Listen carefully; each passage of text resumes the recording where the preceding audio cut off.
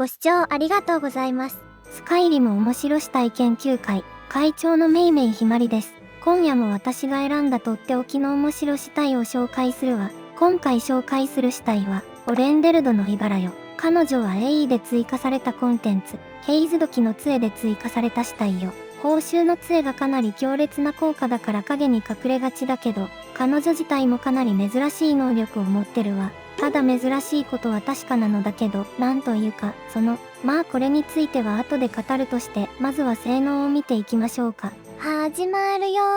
ー。イバラは霊気魔法を得意とする魔術師よ。パークで強化されたアイスストームを連発できるから、霊気耐性を持たない相手に対してはかなりの殲滅力を発揮するわ。ただ悲しいことに、スカイリムには霊気に耐性を持つ敵が多数存在するのよね。ドワーフオートマトンや幽霊からは完全に無効化されてしまうし、ロルド、ドラウグル、吸血鬼といった多数の種族からは半減されてしまうわ。ただ彼女には珍しい能力があって、それは、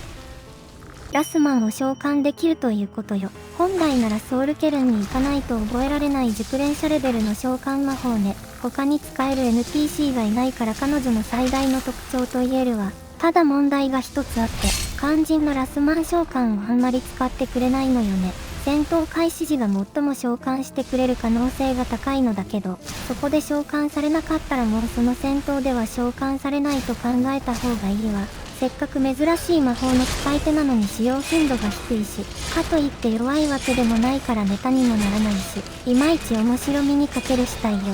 説明しよう。次はステータスを見ていくわよ。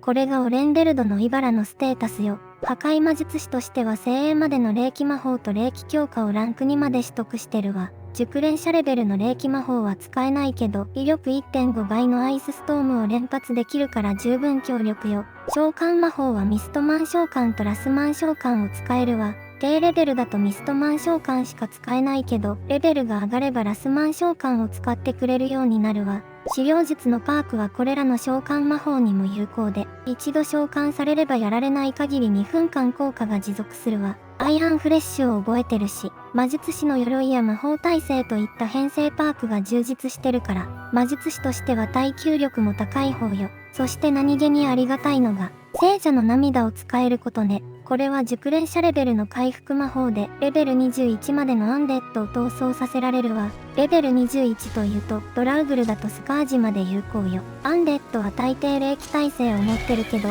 このおかげでアンデッドがメインのダンジョンでも役に立つわ。このヘイズ時の結界という魔法だけど、これはこのクエストの報酬のヘイズ時の杖の能力で、武器を構えて何もしてない状態だと自動で魔力の盾を発生させるというものよ。この能力を持ってるということは彼女は杖がなくても自動で魔力の盾を発生させられるというわけね。ただ NPC は戦闘中何もしないということがほぼないから、ほとんど意味のない能力よ。死んでくれません？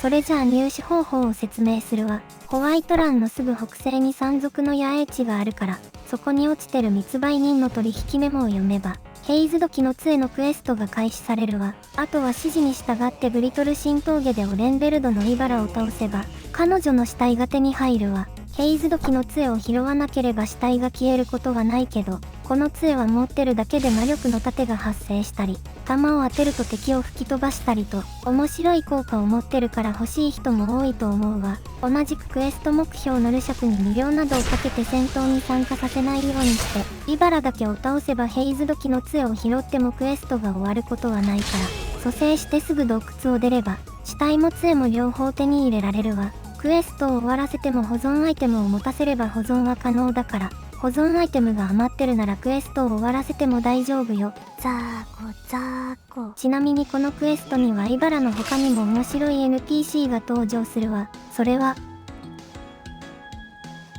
山賊略奪団よ。山賊略奪団は最上位の山賊で、本来ならレベルを上げないと出現しないはずなのだけど、このクエストではレベル1から出現するわ。このクエストに出てくる山賊略奪団は2体とも弓タイプで、エクストラダメージ 2.5 やパワーショットといった強力なパークを持ってるわ。残念ながら保存はできないけど、リスポーン場所がグレイムーアトリデのすぐそばだし、死体の状態でリスポーンするから簡単に再入手できるわ。一緒に出てくるモディグは白術師で、彼に蘇生されてしまうと永遠に灰のままになってしまうから、戦闘が始まる前に儀式の石碑でまとめて蘇らせてしまった方がいいわ。クエストが完了すると彼らは消えてしまうから、獣人として使いたいならクエストは終わらせてはダメよ。レベルが上がれば普通に出現するようになるのだけど、レベル1から出現するという点でここの山賊略奪団はかなりレアよ。このクエストに登場する死体で一番面白いのは、もしかしたらイバラよりも彼らかもしれないわね。